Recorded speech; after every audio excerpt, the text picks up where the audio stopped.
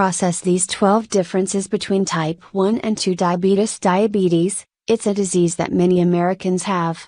In fact, according to the Centers for Disease Control and Prevention, more than 100 million U.S. adults have diabetes or prediabetes, which can lead to diabetes if left untreated.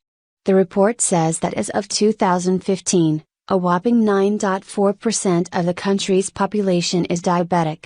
The report focuses largely on type 2 diabetes, which is commonly referred to as adult onset diabetes and is tied to lifestyle and diet, among other risk factors. However, there's also type 1, which affects patients from a typically younger age. Let's take a closer look to separate the differences between these two types. 1. About type 1. The Mayo Clinic says this form of diabetes was once known as juvenile diabetes due to its root cause: the pancreas does not produce enough of the hormone that regulates the amount of glucose in the blood. This is a chronic disease that can also develop later in life, and is not directly tied to dietary or lifestyle factors like type 2 diabetes is, adds the source. However, treatment can involve managing lifestyle to minimize its effects. 2. About type 2. This is largely the predominant type of diabetes in the US, says WebMD. Although patients with type 2 produce the hormone that regulates blood glucose from their pancreas, their cells don't use it as well as they should, it adds. The pancreas goes into overdrive to try to manage the blood glucose in these patients, but eventually it can't keep up, and the sugar builds up in your blood instead, adds WebMD. Obesity is often blamed for the development of this type of diabetes, but it's not the only risk factor. 3. Comparing the two types. Diabetes.co.uk breaks down the differences between the two types. Here are the highlights. Type 1 is usually diagnosed in childhood, while type 2 is usually diagnosed in 30-plus-year-olds.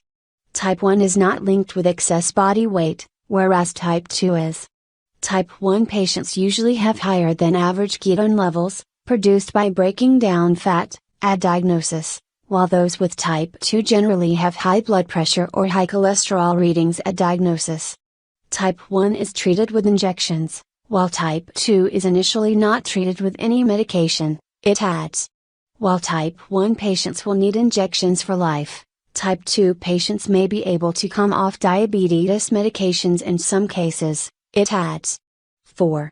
Comparing symptoms. Everydayhealth.com says while both types of diabetes can present similar symptoms, there can be some subtle differences.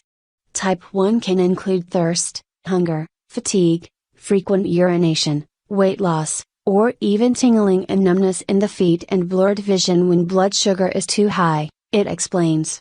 Type 2 symptoms often don't show up right away, meaning the disease can ravage a person's body without them realizing it, it adds. However, early symptoms can be the same as type 1, as well as erectile dysfunction in men and pain in both hands and feet. 5. Causes of type 1. Healthline.com says type 1 is an autoimmune disease, noting the body's immune system mistakes healthy cells for invaders. The immune system attacks and destroys the hormone-producing beta cells in the pancreas, it adds. Because of this process, the body is no longer able to produce the hormone that regulates the amount of glucose in the blood. The reason this immune response happens isn't known, but it may have something to do with genetic and environmental factors, like exposure to viruses, it adds. 6. Causes of type 2. The same source says when it comes to resistance, researchers aren't sure why some people become resistant, and others don't, but there can be contributing factors such as excess weight and not being active, sedentary lifestyle. There could be genetic and environmental factors involved as well, notes the source. But it comes down to the body not being able to regulate the amount of glucose in the blood properly, even when the pancreas tries to compensate by producing more hormones, it adds. 7. Risk factors for type 1. While the causes for both types are a bit murky, there are some clearly identified risk factors associated for both. In the case of type 1, unfortunately these risk factors can't be controlled. For example, Heathline notes that family history, age, mostly children and adolescents, and genetics all play a role in how likely you are to develop type 1 diabetes. Geography also plays a role. The prevalence of type 1 diabetes increases the farther away you are from the equator, it notes. 8. Risk factors for type 2. Meanwhile, the list of risk factors for type 2 is long. Heathline lists being overweight or obese, with a lot of belly fat, being physically inactive, having an immediate family member with type 2 as big red flags when it comes to chances of developing type 2. Other risk factors include giving birth to a baby that's more than 9 pounds, having gestational diabetes, a type of diabetes that occurs during pregnancy, or being over the age of 45. It also seems to favor some races more. The source says having African American, Hispanic or Latino American, American Indian, or Alaska Native background will increase risk. 9.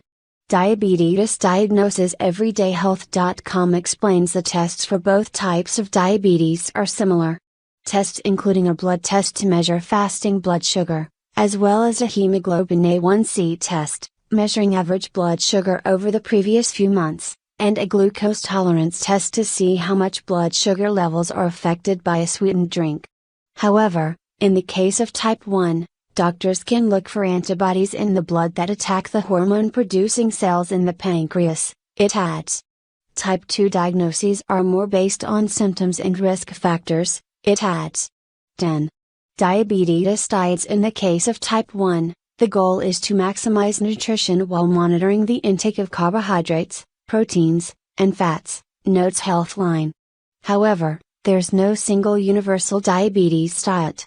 It involves being mindful of how you eat and how your body will respond to certain foods, it adds. This could mean enlisting the help of a doctor or dietitian. Meanwhile, the diet for type 2 is the same diet just about everyone should follow, it explains.